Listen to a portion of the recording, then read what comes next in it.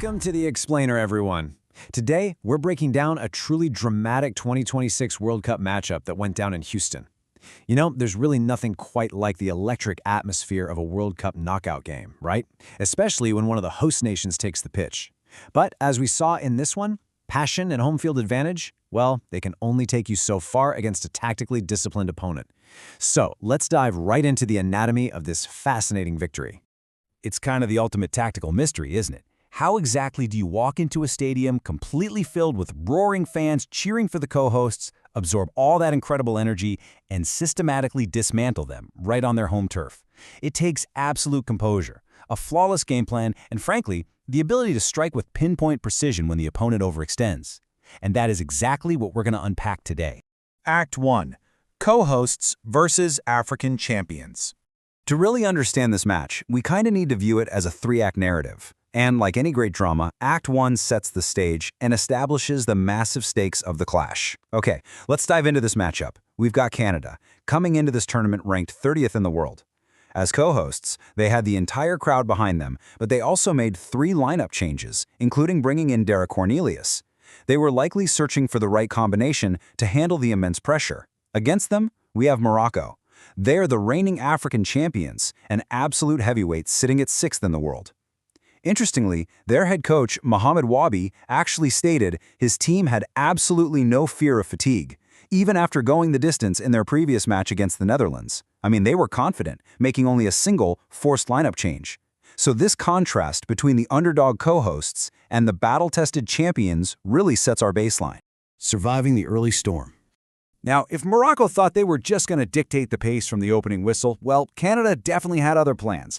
They launched into a super aggressive direct approach right out of the gate. They immediately orchestrated some really positive early moves and won a quick corner kick that totally built their confidence. We saw Ali Ahmed deliver this lovely header down to set up Canada's all-time leading goal scorer, Jonathan David. And then, shortly after, Alawashi forced a spectacular save after some beautiful control. Honestly, for a brief window there, Morocco genuinely looked rattled. Canada's head coach, Jesse Marsh, had his squad playing a highly direct, physical style, and it was seriously threatening to crack that Moroccan defense early on. And, you know, this brilliantly illustrates why having a world-class goalkeeper is just absolutely non-negotiable. When Jonathan David got that early flick on, it was the Moroccan goalkeeper, Bono, who stepped up big time. The quote, "Bono comes out to make himself big," perfectly captures his crucial early heroics here. He spread himself incredibly well and completely cut off David's shooting angle. Later on, Bono pulled off another fabulous full-stretch save to deny Buchanan from distance.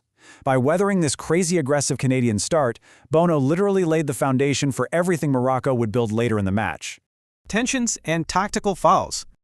So, as Canada realized their early storm hadn't actually broken the Moroccan wall, the technical play kind of gave way to heavy physicality. Let's walk through this timeline to see how it builds into what I like to call the boiling point.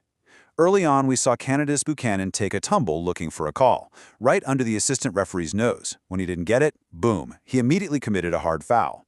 Then the tension really escalated mid-half, with a fierce clash out wide between Morocco's star, Hakimi, and Canada's Laurier.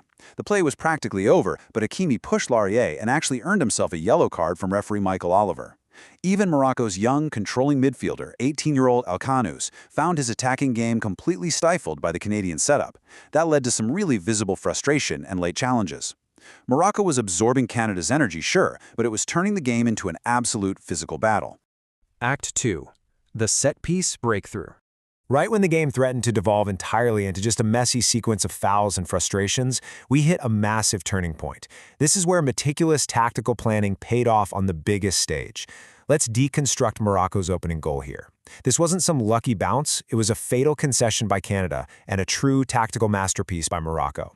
Now, what's really interesting about this slide is the step-by-step genius of the execution. First up, Azardine delivers his beautifully drawn-up free-kick strike. Second, the ball travels cleanly through an absolute maze of bodies in the penalty area. But step three is the true magic here.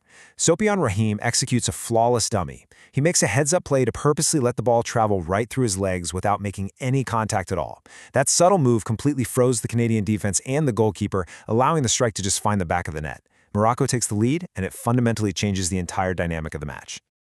Act 3. Masterclass in transition football. With Morocco up 1-0, Canada was officially forced to chase the game, and that perfectly set the stage for Act 3. But before we look at the final goals, let's ground ourselves in the tactics for a second. Transition football is basically defined as the rapid shift from defense to offense. It specifically exploits an opponent who has overcommitted their players forward. When executed perfectly, it results in frightening breakout capabilities. And this was the exact strategy Moroccan coach Mohamed Wabi deployed. They didn't even need to hold the ball for long stretches. They just needed to wait for Canada to make a mistake in their spacing. And honestly, that is precisely what Jesse Marsch and Canada gave them. Facing elimination on home soil, Marsch decided to just throw everything forward. But the danger of committing players up the pitch against a team like Morocco, it's severe. By pushing up to find an equalizer, Canada left themselves completely vulnerable at the back. They essentially opened the back door for a team whose transition and breakout capabilities are, quite frankly, terrifying. And that exact tactical vulnerability led directly to the Diaz breakthrough. Morocco won the ball off a bad Canadian pass, and the transition was instant. A lovely ball was played right into the open space that Canada's defenders had literally just vacated. Brahim Diaz receives it, beautifully touches the ball back inside to create his angle, and delivers an emphatic finish. Just like that, Morocco had their second goal of the day, totally and brutally punishing Canada's direct and desperate approach. The final blows. Down by 2 goals and watching their World Cup dreams slip away in front of their home fans, Canada reached a point of absolute chaos. And this led to one of the most incredible mini-stories of the entire tournament. In an act of pure, unadulterated desperation, Canadian goalkeeper Maxime Crepeau actually abandoned his net and ran the full length of the field to attack a late corner kick. He gets into the penalty area trying to get ahead on the ball, only to end up in a mid-air collision with his opposite number, the Moroccan keeper, Bono.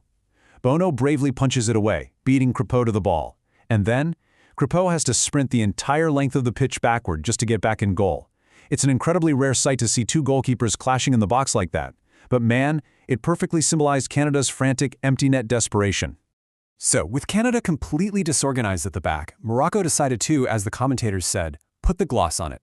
Brahim Diaz, who had already scored, now emerged as the pivotal playmaker.